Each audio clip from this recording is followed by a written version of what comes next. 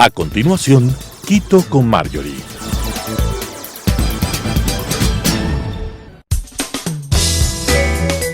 Clasificación A. Apto para todo público.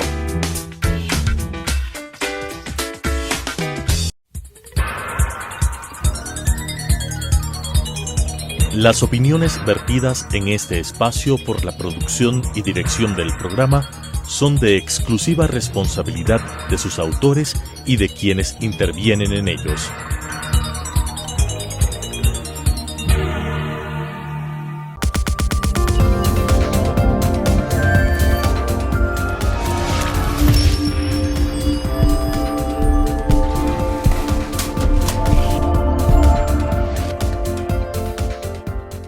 Amigas y amigos, bienvenidos. Yo soy Marjorie Chávez.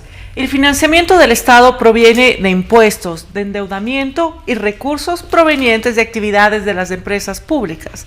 Estos recursos sirven para el financiamiento de sus actividades, incluyendo la obra pública, el pago a funcionarios de Estado y la provisión de servicios como salud pública, educación y el financiamiento de una parte de los fondos del Seguro Social. Desde la teoría económica se puede abordar a los impuestos con varios enfoques. Por un lado, hay quienes consideran que los impuestos deben ser mínimos con el objetivo de que los agentes económicos dispongan de dinero para consumo o inversión. Por otro lado, los defensores del estado de bienestar defienden una carga impositiva que permita el sostenimiento de la provisión de beneficios sociales para el Estado. Independientemente del punto de vista, los impuestos son importantes para entender a la política y a la economía de un país y permiten inferir ciertos comportamientos de las empresas, individuos y el Estado. Y en un contexto de crisis económica como la que vivimos actualmente, es fundamental discutir la necesidad de reformas a nuestro sistema tributario que permitan dinamizar la economía. En el primer trimestre de este año se ha registrado un crecimiento del PIB del 0.7%. El desempleo se ubicó en el 5.1% en el mes de junio y la inflación acumulada hasta el mes de julio se ubica en 0.45%. Sin duda, es necesario establecer una serie de incentivos para reactivar la economía y para esto es fundamental una reforma tributaria. Para hablar de este tema nos acompaña el doctor Napoleón Santamaría. Napoleón Santamaría es doctor en jurisprudencia por la Pontificia Universidad Católica del Ecuador, es magíster en tributación internacional, comercio exterior y aduanas por la Universidad Externado de Colombia. Cuenta además con varias especializaciones en temas tributarios realizados en España y Argentina.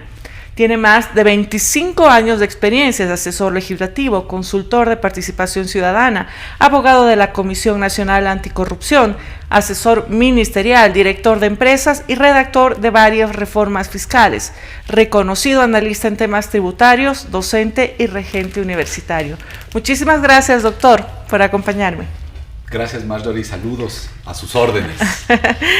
Doctor, la crisis derivada de la pandemia del COVID-19 provocó la mayor recesión económica desde que tenemos registros, con una caída del PIB del 7.8%. Esto ha afectado al Estado, ya que esta caída provocó una reducción en la recaudación, por supuesto, de impuestos, con un total de 12.382 millones de dólares en el año 2020 y 1.887 millones en el año menos que en el año 2019. Pero ¿cuál debería ser la estrategia ahora para mejorar la recaudación en lo que queda, en este año o en lo que queda del año? No sé si ya es posible, considerando que además nuestra economía apenas ha crecido el 0.7% en el primer trimestre de este año. Saludos nuevamente, Marjorie, y saludos a todos los queridos amigos que nos dispensan con su atención. Mira, tú haces una introducción súper importante e interesantísima. Vamos a decirle para que todos entremos en este lenguaje sencillo, porque es medio complicado siempre hablar de tributos, pero para hablar en este lenguaje sencillo, 8 de cada 10 dólares que llegan al Estado ecuatoriano vienen vía tributos, vienen vía recaudación tributaria. Esto quiere decir que son los tributos los que sostienen al aparataje engranaje de la estructura del Estado ecuatoriano. Muy bien, tema 1. Tema 2. Muchos dicen, y yo he hecho la prueba, a veces me voy a una tienda, a veces me subo a un taxi y le digo, vea señor, usted paga impuestos, y muchos te contestan, te dicen, no, yo no pago. Y yo les ¿creen hago que una reflexión, no pagan? les digo, usted cree que no paga, como bien dices, Marjorie, pero usted paga, señor. Usted cuando va a la tienda y compra una gaseosa, ahí pagó IVA, impuesto a los consumos especiales. Y si compró alguna ropa y era importada, entonces pagó aranceles, impuesto a la salida de divisas e IVA. Es decir, los ecuatorianos todos los días le contribuimos al país. En resumen, el país vive gracias a los impuestos los pagamos todos. Dos máximas importantísimas que los ciudadanos deben entender, porque así podemos reconstruir un país. Ahora sí, con esta visión, ¿qué podemos hacer para mejorar las finanzas públicas? Mire, Mario, aquí hay un adagio fundamental. Nunca tendremos los recursos necesarios para atender todas las necesidades. Las necesidades son infinitas, los recursos siempre limitados. Pero si es que somos responsables y honestos en el manejo de las finanzas públicas, o sea, si lo manejamos como manejamos la cosa propia en casa, las finanzas públicas siempre alcanzan. Mira qué ha pasado en estos 7 meses. Tú decías, la economía apenas ha crecido ni el 1%, 0.7%. Y venimos de un estancamiento gravísimo del 2020 de pandemia. Ojo, Marjorie, que al 2019 el país no era un país boyante. Venía un país en recesión económica. El año 2019 se recauda 17% menos que el año 2017. Veníamos decayéndonos y claro, y la pandemia nos agobió por completo. Pero este mes de julio del 2021 comenzamos a ver que hay un reflote de la recaudación. La recaudación de julio del 2021 es 7% más que la de julio del 2019, es decir, un año antes de pandemia, y 22% más que la del año 2020, que es el año de pandemia. ¿Qué muestra esto? Que nuestros actores económicos comienzan a tener esa libertad. Creo que presidente Lasso lo ha dicho, quiero que no se sientan presionados, que no se sientan que los empresarios están siendo observados, controlados, vigilados por el Estado. Y reactívese, ese es el llamado correcto.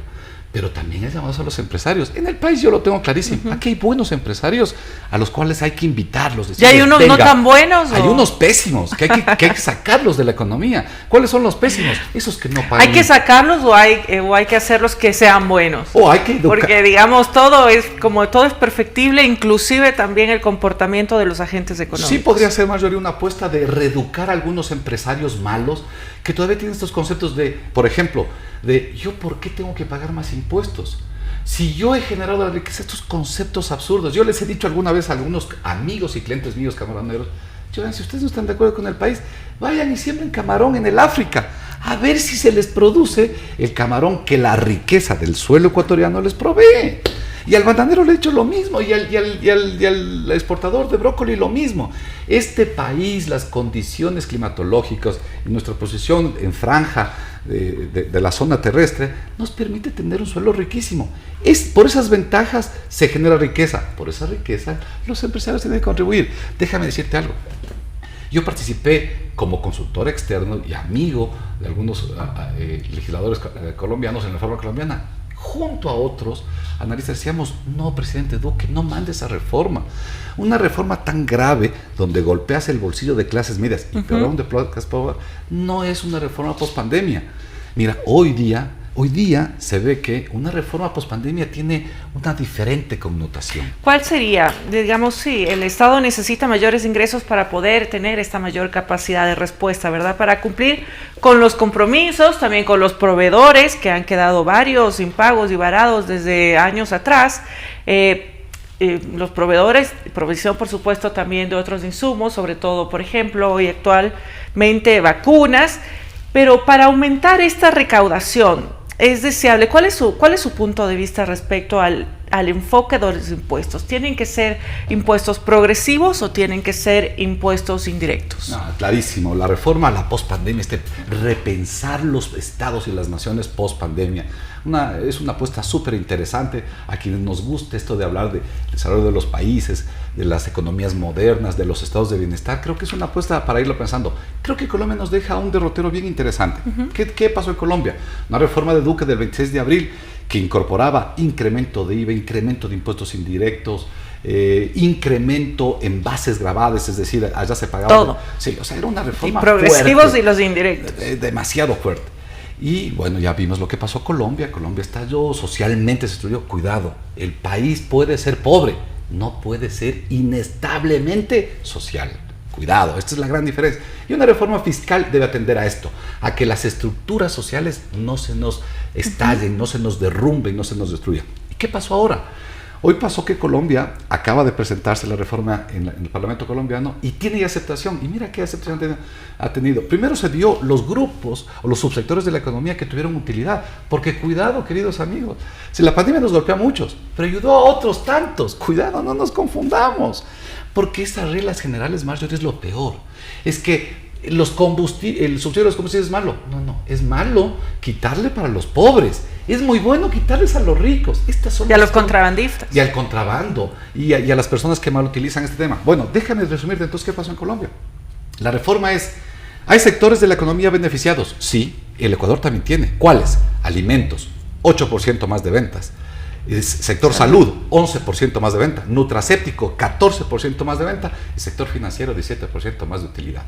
Hay 4 sectores y Colombia tiene los mismos. ¿Qué les dijo a estos sectores Colombia? Vean, señores, les fue bien a ustedes, contribuyan con el país, porque la desgracia de la pandemia les sirvió al sector salud para que tenga mayor rentabilidad.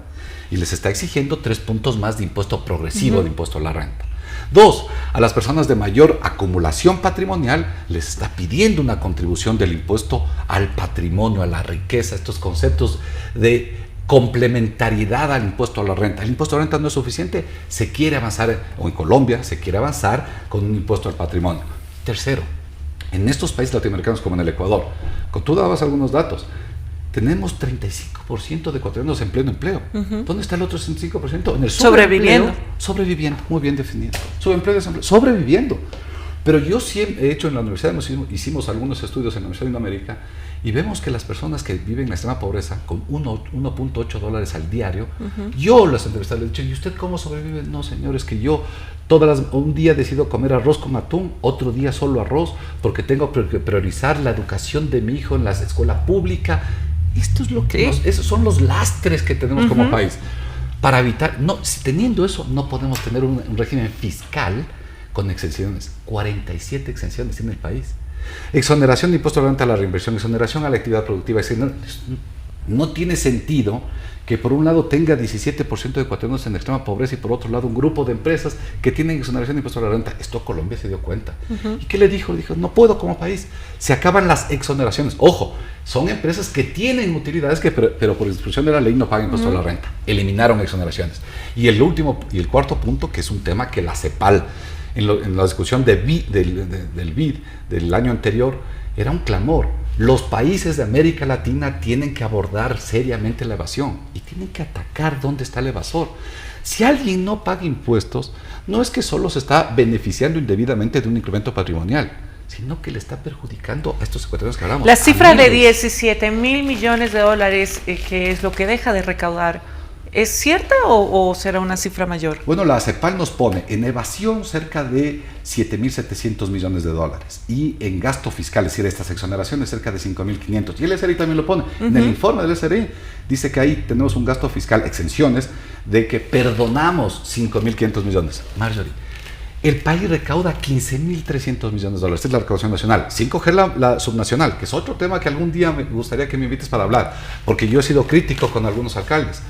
Les he dicho, ¿dónde está la contribución del señor alcalde de Quito para el presupuesto del Estado? Si Quito no ha creado ninguna contribución especial a la contaminación sonora, auditiva, visual, al vado, bueno, a los impuestos modernos de las ciudades.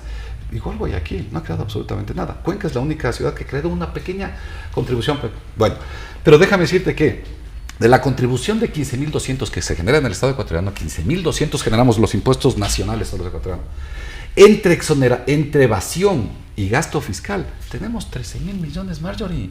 Es decir, el país tiene la cantidad de recursos suficientes para recaudarlos, apropiarlos, aprenderlos, traerlos al Estado ecuatoriano y que esto con manos honestas nuevamente, honestas en la ética y en la técnica, podamos redistribuir a los ecuatorianos todos. Sí, es posible. Doctor, la economía ecuatoriana se ha recuperado en el primer trimestre de este año. pero no en la misma proporción como lo han hecho países como los que usted acaba de mencionar, ¿verdad? Colombia, Perú, Colombia con un 2.9%, Perú inclusive más, el 3.8%. Pero para muchos esto se debe a que nuestro país pues no es competitivo debido a que tiene una moneda fuerte y que por supuesto no puede ser devaluada como sí lo ocurre en los otros países. Desde su experiencia como asesor tributario, ¿cómo puede ayudar esta reforma tributaria de la que estamos hablando a ganar competitividad? En precios, Marjorie. Ya tuvimos un ejercicio donde el Ministerio de Comercio disminuye en 670 partidas el arancel. Por lo tanto, cuidado, Marjorie, ¿qué debería pasar? Y queridos amigos, ustedes deben ser, porque si dejan que pocos nos ocupemos de la cosa pública, pero ustedes que son los beneficiarios directos no se ocupan de la cosa pública, entonces no generamos el círculo de virtudes en una sociedad. Si bajaron los aranceles, el precio debe bajar. ¿Para qué? Para beneficiarles a ustedes, queridos amigos, y que nos prestan con su atención. Cuando baja el precio, ustedes compran no uno, sino dos, y vuelven a rotar. Y cuando se mueve la economía y el círculo del dinero se mueve más veces y más rápido, entonces el Estado ecuatoriano tiene mayor recaudación de IVA, mayor impuesto a la renta, mayor empleo, mayor inversión. Es decir, una reforma fiscal que oriente no a generar mayor gap, mayor utilidad en determinados grupos importadores, sino en mejores precios de nuestra economía para que se reactive mediante mayor circulación del dinero en actos de comercio. Esto es eficiente, esto es necesario. Y a esto, hacer una cosa importantísima, yo ya lo vengo diciendo y lo quiero decir muy claramente y respetuosamente como siempre. El país este año vamos a cerrar, Marjorie, con el petróleo siempre como nuestro mayor punto de exportación, más aún cuando ahora se cotiza en 65. Recuerda que tenemos presupuestado 50.23. Es decir, el PIB petrolero en este año, Marjorie, de 2021, será el doble del PIB petrolero del 2020. Esto es buenas noticias para el país.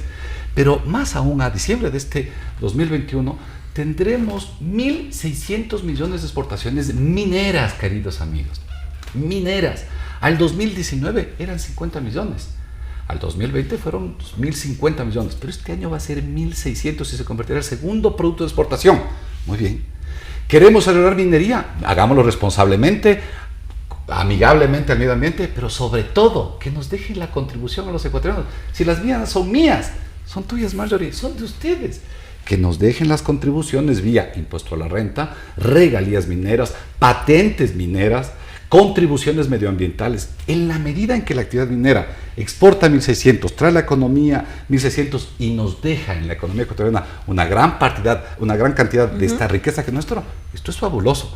Cuidado, y por eso decía que tengan mucha atención, cuidado, y el sector minero, como pasó en el año 2020, no nos paga nada de impuesto a la renta. Esto, mucho cuidado. Sí a la minería responsable, pero la minería que nos hace retribución a los ecuatorianos de nuestra riqueza. Doctor Santamaría, el ministro de Finanzas, Simón Cueva, anunció en un evento académico que se necesita reformar la ley de régimen tributario interno.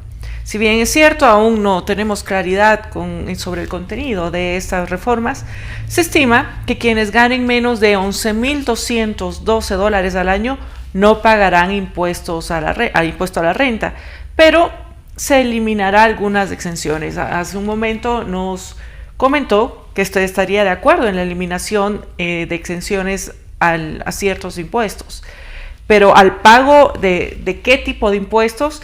¿Y qué opina si el Estado requiere recaudar más? ¿Qué sería más eficiente y más eficaz?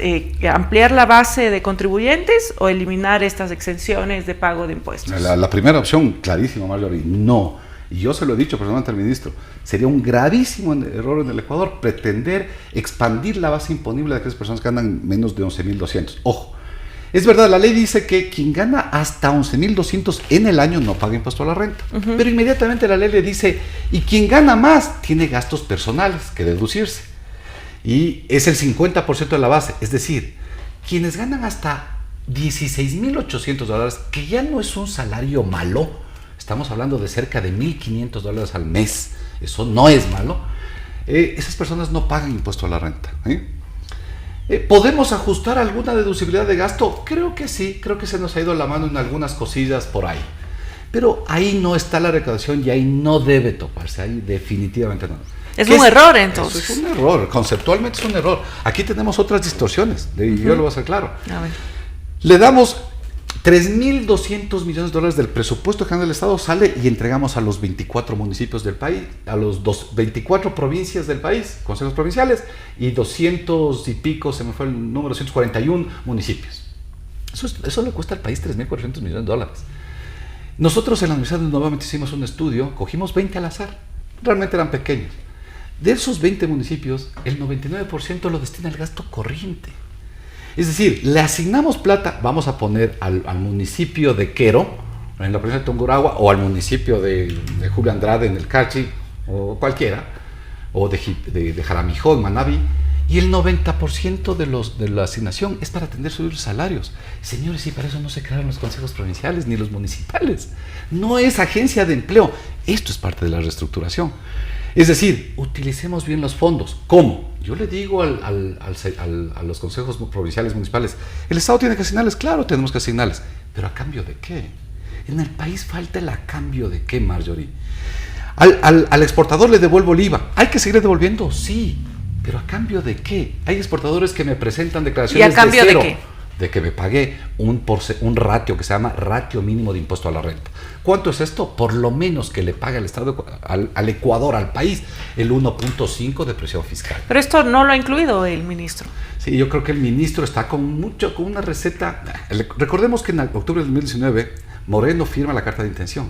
Y en la carta de intención se ponen 13 puntos gravísimos para el país. Subir el IVA hasta 3 puntos, expandir el impuesto a la renta, eliminar el ISD, que son estos errores conceptuales políticos, estas frases clichés que tenemos en el país, ¿no? Es que hay que eliminar el ISD. Y yo les he dicho, y yo he debatido con miles, y no hay razón técnica para que se elimine el ISD en ninguno de los casos. Muchos me dicen, es que la inversión no viene. Les he explicado que la inversión no está grabada con el ISD, y cuando viene la inversión extranjera e invierte y luego se paga el dividendo, tampoco está grabado con el ISD. Es que no viene el crédito. He explicado, cuando viene el crédito y es productivo, cuando se paga el capital y el interés, no graba ISD. Y es que graba la actividad productiva, no graba la actividad productiva, porque si usted importa, por ejemplo, piezas y herramientas para hacer un equipo industrial, cuando paga se toma crédito fiscal y lo descuenta del impuesto a la renta. Es decir, el ISD está hoy día afectando al consumo, y al consumo nocivo, al masivo y al pernicioso. Cuidado y no se equivoquen. Si es que vamos a hacer una agenda como país, yo lo que sostengo siempre es, a ver, dividamos. ¿Cuál es la diferencia entre el consumo nocivo y el consumo pernicioso? Mire, es que el consumo nocivo, por ejemplo, es que tenemos este esnovismo de ropa. Es que la gente dice, es que no tengo para ropa, pero quiere la ropa de marca, del logo tal de los Estados Unidos, ¿sí? Esto es un consumo, pero no le podemos como Estado decir no consuma esto. ¿Quiere usted consumir eso? Sí, pero luego no se queje que eso tiene aranceles, Marjorie.